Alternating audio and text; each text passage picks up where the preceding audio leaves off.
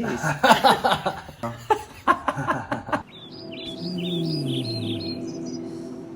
Alright, we're good then.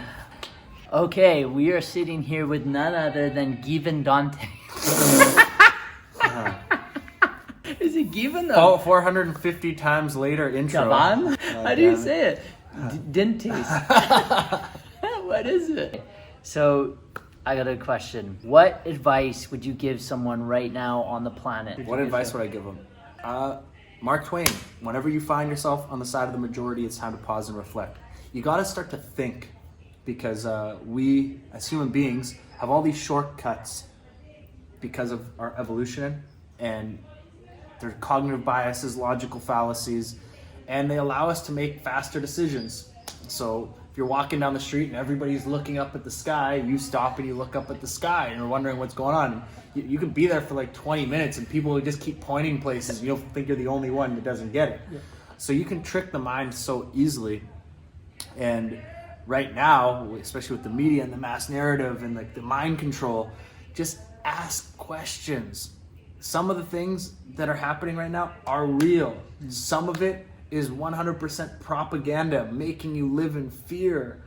And it's nowhere close to as bad as you think it is. But your mind thinks it is because everybody else thinks it is, and then it validates. Marshall Silver, one of the top hypnotists in the world, he said, reality is created by validation. The more people validate the same thing, the more it becomes a truth inside of their mind. But it doesn't mean it's a scientific truth. It doesn't mean it's a truth within physics. It doesn't mean we've done a bunch of tests and that's what is truth. It just means everyone believes the same thing, so it becomes a truth. So you can go all these different countries in the world and everyone has a different culture and different truths, and they're all truth within their minds. And then they go to another place, whoa, this is weird, why is this? And then maybe they start to think. This is the powerful thing about traveling, is you start to see that there's so many different truths. A lot of them, actually most of them, are not truth, they're just truth in the mind. When you go into the scientific side, you can become objective. And so I would just, objectively look at things and don't just accept what everyone else believes, because it's just a lazy way.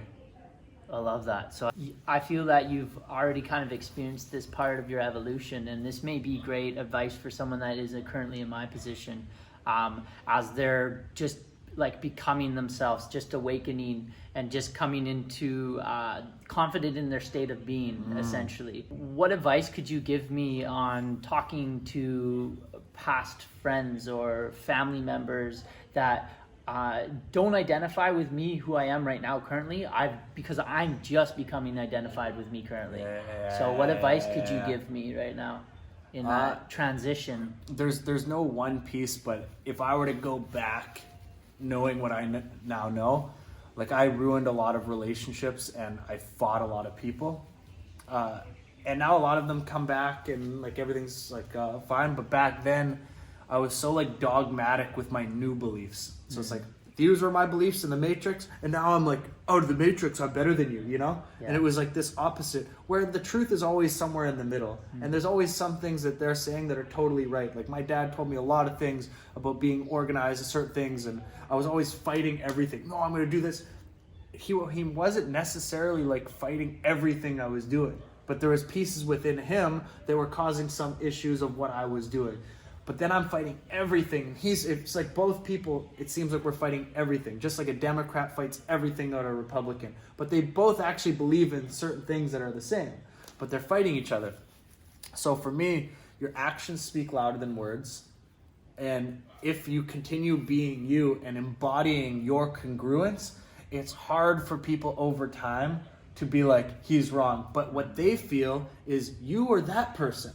You're not congruent. You're not your identity. They're actually more fighting who they think you're pretending to be, because they think you're actually the other person, than anything else. They're fighting like an incongruence, because to them, that's not possible to change like that. They've never done it. So how would they know?